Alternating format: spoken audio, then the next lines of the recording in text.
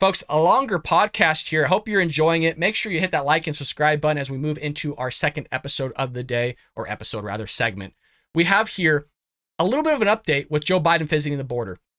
So you would think this whole debacle of 2 years, right? Record immigration, the dude's allowed more illegal immigrants into the interior of the country than any president or sitting president in U.S. history. They're going to blame the Republicans. They're going to blame Congress. They're going to blame anybody else other than Joe Biden. So you would think that, hey, you know what? Get the guy down to the border, a good PR stunt, good for photos. Yes, that is true. But at the same time, hey, get like basically the CEO of the country down there, see what's going on, see how you can fix it, and then actually fix the thing, right? And you think you would actually spend some quality time down there to fix the whole thing. Well, we're getting a lot of information that the man didn't spend quality time whatsoever. And not only are Republicans pissed about it, Democrats are pissed about it. So we have somebody here from the Border Patrol Union, the president itself of the Border Patrol Union, saying he didn't see anything. We got a video clip as well, folks, for you in just one moment, surprisingly by CNN, who's actually doing a great job on their reporting of this specific piece. I'm not saying all their reporting is bad, because you can definitely see a little bit of their agenda in it, and we'll get to that when we get to it. But surprisingly, not a bad little clip from CNN. After President Biden visited the port of entry in El Paso, Texas on Sunday, the president of the National Border Patrol Council, the union representing agents and staff at the border, condemned Biden for not visiting the area where the border crisis is occurring. Can you believe it? The guy goes down there, doesn't even visit the part that's actually having the mega issues. Oh my God. It's so fake, man. It's so fake, from them cleaning up the streets to him spending only 3 hours there. He was only there for 3 hours. The dude took a nap and he left. And by the way, the majority of that time was him spent walking along this little strip of border and then watching these people kind of clear out a car. He didn't talk to any illegal immigrants. He didn't actually really get into the nitty gritty. Nothing like you expect from like an actual leader. For example, like Elon Musk, right? Sees a problem with his gigafactory or just his manufacturing in general, or his production process. Homie leaves his family, goes to the factory, and is there for like weeks to solve the problem. That's called a leader. I'm not saying Elon Musk should be president, but a president of the United States that has a massive issue and is saying it's just a challenge and we'll figure it out, and it's been going on for 2 years, and he's not busting his butt to get down there to actually solve it and fix it. Not saying you even have to do that, but clearly he couldn't fix it from Washington. And now he's been down there for 3 hours. He's not spending the time to actually figure what's going on. So you guys, it's all it is. All it is him going down there to say that he's actually been down there. So now we as conservatives, me, Peter Ducey, Jackie Heinrich, others, can't be like, well, when's he going to the border? Now they can say, well, he's been to the border. He's been to the border. Yeah, he went down there. So that's the only reason why. It was, hey, at least we can squash this part. Now they don't have any ammo, and now going, well, he's never been to the border. He doesn't care enough. He hasn't been to the border. So now they go, oh, he's been to the border. What do you mean he doesn't care? What do you mean? He's been to the border. Come on. What do you mean? So now we got to listen to Karine Jean-Pierre boast about that crap now and spin it, manipulate it, right? Like we see every week. Well, immigrants enter the country legally through the port of entry in El Paso. Law enforcement agents reportedly removed illegal immigrants from the streets of the city last week before Biden arrived. So they cleaned it up for the man. And then there were still areas that weren't cleaned up. He wouldn't go to it. He wouldn't go to those areas. It's like the mayor of Los Angeles won't go to like Skid Row and stuff and walk around, spend the night in Skid Row. They won't do that. No, why would they? Why would they? They created the mess, but they don't want to shit and sleep in the same bed. The only people that he met within the Border Patrol were upper level management. This came from Brandon Judd. If they don't tell him what he wants to hear, they are subjected to be moved. He did not meet with any rank and file frontline agents. So everything's being fabricated for this guy, to literally the scenery, to the people that he meets with. And then we also heard there's a congressman from El Paso, by the way, that Biden's team wouldn't let meet with Biden. They're like, oh, well, there's no room. They said space was the problem. Let that sink in. You're in the middle of a freaking desert, and they're saying space. We don't have enough space. Sorry, man. Couldn't fit you in. Isn't that crazy? The guy that literally has constituents living in El Paso that are being affected by this, that he has to speak for, isn't able to be spoken for. He can't speak on their behalf because literally the guy's team won't let them meet with the guy that caused the problem, meaning Joe Biden. You guys, it is so flooring.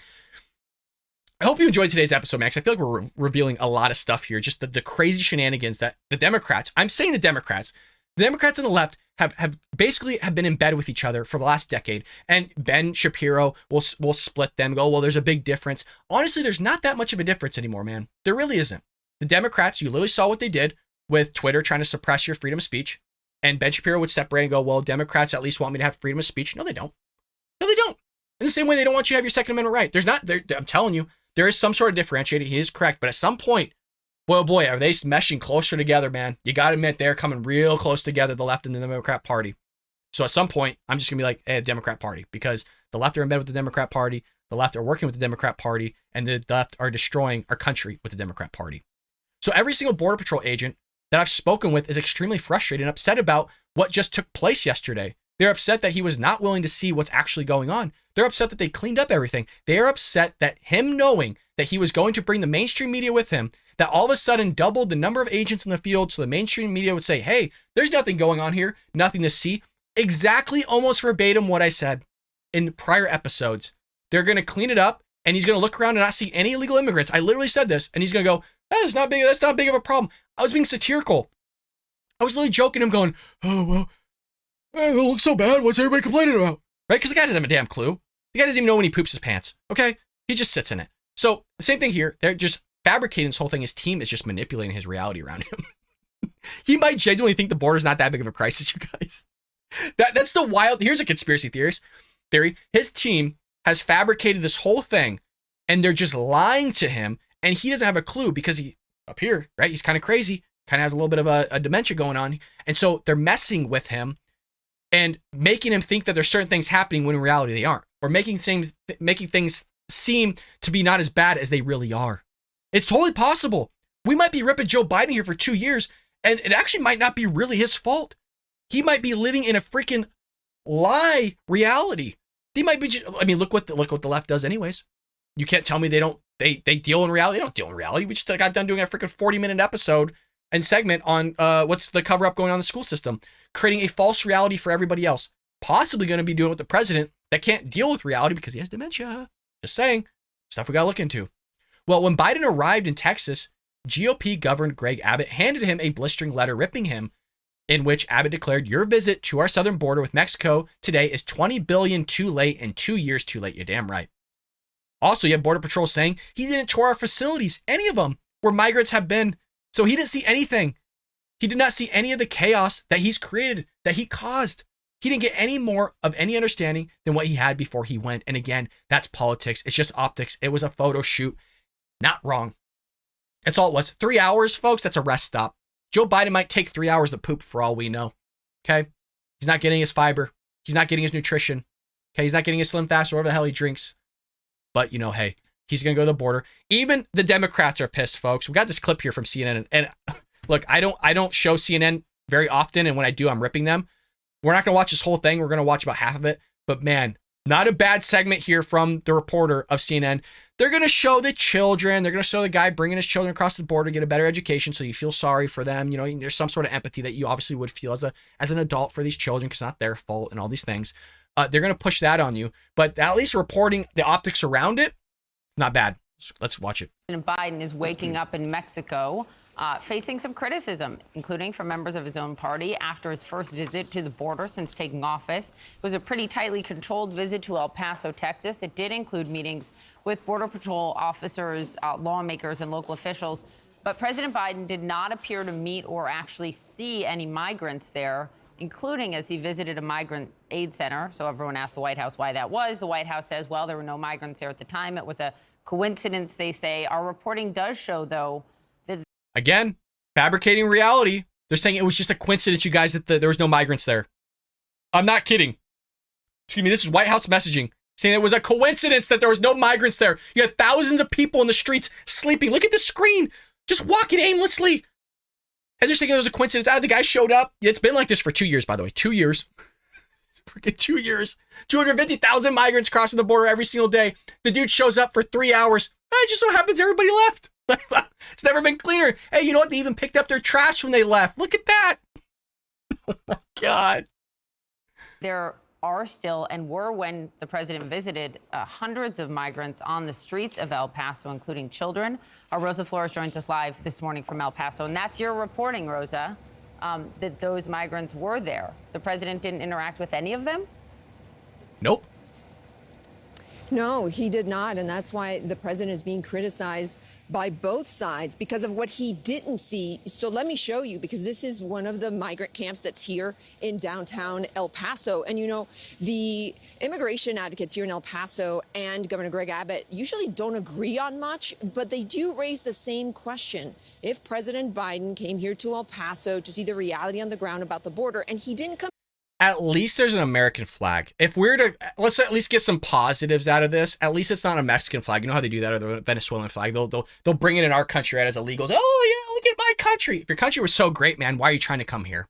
Okay, if your country is so freaking great, why are you trying to pour across the border legally? It's not that great. It's not that great, which is why you want to come here. At least the dude has, or gal, or family, whoever the hell's in that tent. At least they have an American flag. At least give some kudos where we can, at least. Here, what's considered the epicenter of this crisis, did he leave with a clear understanding? ¿Y tú qué quieres ser cuando seas grande? What do you want to be? Maestra. Oh, she wants to be a teacher. The Tovar sisters have been living in this makeshift migrant camp outside an El Paso church for a week. Rapunzel. Oh, she wants to be Rapunzel.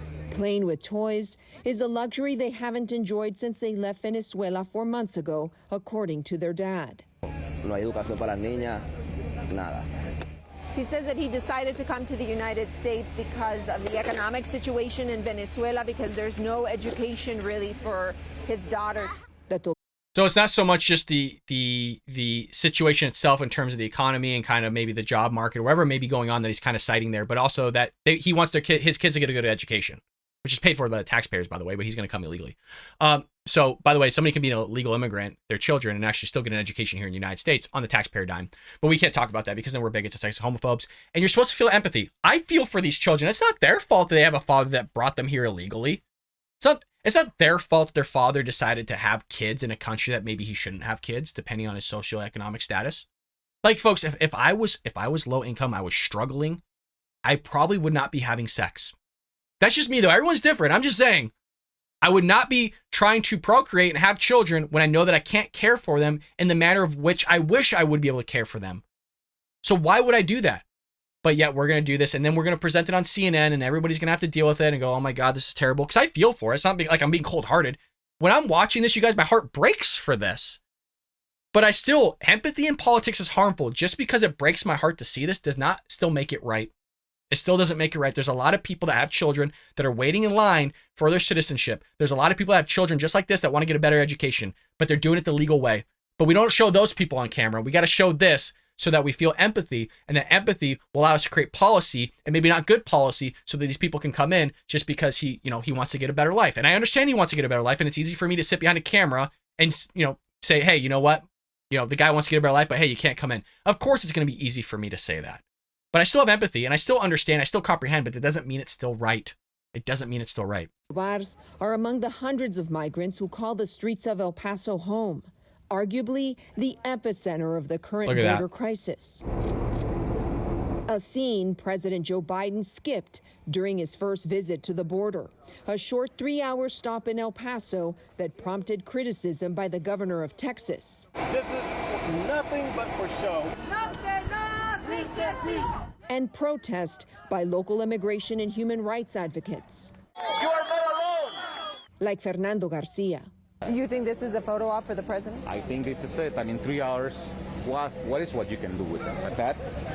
He's not wrong. What can you do with 3 hours? Again, I mean, hell, it probably took the man just 45 minutes alone to get down the steps of Air Force One.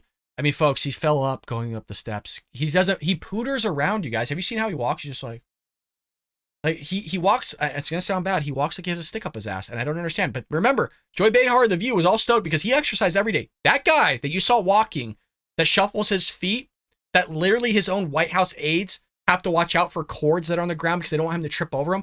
He works out every day, you guys. Yeah. No, he's the most athletic person you've ever seen, the most athletic president that's ever lived. According to Joy Behar, she was stoked about it. It was like the biggest news she ever heard. No, you believe it, guys? Yeah, he actually works out every day. Yeah, no, it's great. And then she talks about Trump, how Trump ate. Tell you what, Trump could probably beat this guy in a race. Then that's not saying much, okay? Well, to kind of end this off with the whole immigration thing, you have sanctuary city mayors of Chicago and New York City demand that Colorado stop sending migrants because they are overwhelmed. The reality is just unbelievable. You have these people for decades standing on a pedestal, looking down at us peasants meaning Republicans and conservatives, making them seem like they're holier than thou. They're above the rest of us, going, we're right to shelter. We're sanctuary cities. Oh, you guys can't handle a few thousand, Texas and Arizona. Oh, poor you. We'll take them. We would love to have them. Knowing that the migrants not going to sit there and go across the border and then shuffle their way up all the way to New York City. And some of them do. But Chicago as well. And so Doug Ducey and Governor Greg Abbott go, hey, forget it. We'll just ship them up to you. We'll bus them there free of dime and they'll pick and they'll go to your city. And so now they're complaining because now all these people are here and it's freaking tearing apart their infrastructure system. And so now they're telling other people, don't do this. We can't handle it. That's why you have New York City Mayor Eric Adams asking for $1 billion from the federal government because he actually can't help any of these people. It's unbelievable. So Democratic mayors of 2 self-declared sanctuary cities are demanding that Colorado stop sending migrants because of their social services are being overwhelmed, their infrastructure. Folks, 2 of the biggest cities in the freaking United States, if not the biggest city in the United States, can't handle a few thousand. But they expect Texas and Arizona to take 250,000 a month. They're not even anywhere near 250,000 after many months. They're not even anywhere near that. Oh, you gotta love it. The letter of Colorado governor, also Democrat, from Mayor Lori Lightfoot and Eric Adams, was first reported by Bill Mulligan of Fox News. Polis had announced that Colorado was busing migrants to other cities after surveys showed that many did not consider Denver to be their final destination. Why would it? Lightfoot and Adams fired off in a combative letter demanding that he stop sending migrants to their cities. Quote, Colorado must reconsider its decision to send people who are sheltered and receiving services from Denver-based community organizations out of state, and particularly like cities like ours. Now they're fighting amongst each other because their policies are insane and they're a bunch of liars. We have seen your statements in the media that you are simply accommodating the wishes of migrants to come to the cities like New York and Chicago. However, you are sending migrants and families to New York City and Chicago that do not have any ties, family members, or community networks to welcome them. Who cares? Your sanctuary city, they're supposed to sanctify the place, right? You're the place of truth. You're the place of desperation for these people. Why would you have such a cold heart, Eric Adams and Lori Lightfoot? Do you not care about these people? Are you racist? Are you bigots? Why would you not care for these people? Don't you have a heart? Why don't you want this guy to bus migrants to your cities? Oh, and you know, obviously I'm being facetious and I'm joking, but at the same time, what's amazing here is the whole aspect of him allowing them to pick to go to New York City. Because if you recall, both of these mayors, Lori Lightfoot and Eric Adams, were basically saying, Doug Ducey and Governor Greg Abbott were forcing them to do this. They didn't have a decision. You have a Democrat mayor, or governor rather, of Colorado going, yeah, you know, we'll let them pick, and they're going to Chicago and New York City. Why anybody would go to Chicago? I think somebody should probably tell the migrants it's not a place you'd want to go. That is not like grass is greener on the other side. Hell, you should stay in Colorado. Chicago is dog poop. It really is. I mean, I guess we should say human poop because it's everywhere, like Los Angeles. So Adams was outraged that New York City had to receive migrants from a state from a Democratic governor. He was actually pissed. And he was decrying Republican governors doing the same. So now he's getting it from both ends. One time we had to deal with a Republican governor sending migrants to New York. Now we're dealing with Democrat governors sending migrants to New York. Well, you're an idiot for saying that you're a right to shelter state, you knucklehead. You're the idiot. Yeah. Eric Adams, you're dumb. And now you're dealing with your dumbness. He went on to demand that the federal government take up the slack. What's callous is how we have been ignored as a city. And now that I have to make tough decisions on the resources of New York, it's time for the federal government to step up. God, who has been saying this for years? Oh, it's the Republicans. Who's been dealing with the shenanigans under every Democrat president? Oh, it's the Republicans. Yeah. It's amazing that he's complaining about like 30,000 illegal immigrants in his state of New York, by the way, in New York.